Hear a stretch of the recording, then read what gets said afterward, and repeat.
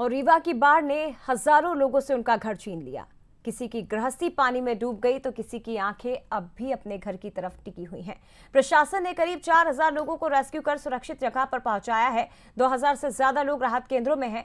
खाना है, पानी है, सिर पर छत है, लेकिन दिल में सिर्फ एक सवाल, पानी कब उतरेगा और घर लौटने का रास्ता कब खुलेगा।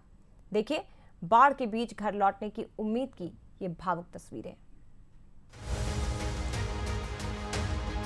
रीवा में आई बाढ़ ने विकास के बीच लोगों को विनाश का मंजर दिखा दिया। कल तक जिन घरों में हंसी खुशी थी, आज उन्हीं घरों में पानी भरा है। किसी ने जल्दबाजी में कपड़े समेटे, किसी ने बच्चों का हाथ पकड़ा तो किसी ने अपने बेजुबान साथी का हाथ थाम लिया और घर छोड़कर सुरक्षित ठिकाने की ओर निकल पड़े। इस समय हम रीवा के टीआरएस कॉलेज में बनाए गए शेल्टर होम में है, जहां बाढ़ पीड़ितों को रखा गया है उनकी गृहस्थी के साथ। और आप देख सकते हैं कि जिन गृहस्थी को बनाते हुए जीवन निकल जाता है, उसको लेकर कहीं दूसरी जगह शिफ्ट होना, अपना घर बार छोड़कर कितना कठिन होता है।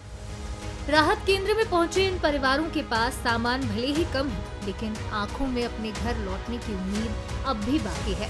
किसी के हाथ में कपड़ों की गठरी है तो कोई अपने पालतू तोते और कुत्ते को लेकर पहुंचा है। बाढ़ ने घरों को डुबो दिया, लेकिन इंसान और बेजुबान साथियों का रिश्ता नहीं डुबा पाई।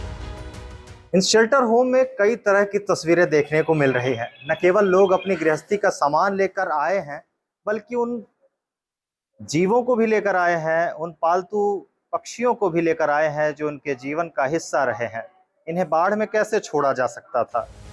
हर परिवार की चिंता अलग है। किसी को घर में बचे हुए सामान की फिक्र है, किसी को इस बात की चिंता है कि पानी उतरने के बाद घर रहने लायक भी बचेगा या नहीं। लेकिन हर आंख में एक तस्वीर है, अपना घर, अपना आंगन, अपनी जिंदगी। इन सब के बीच बच्चों की दुनिया थोड़ी अलग है। बाढ़ ने उनका घर जरूर छीन लिया, लेकिन बचपन की मुस्कान वो नहीं छीन पाई। राहत केंद्र में खेलते ये बच्चे शायद नहीं जानते हैं कि उनके घर के बाहर कितना पानी है। उन्हें बस इतना पता है कि उन्हें फिर अपने घर पर लौट जाना है। तब बाढ़ में कितना प्रभावित है? घर बहुत ज्यादा हो गया।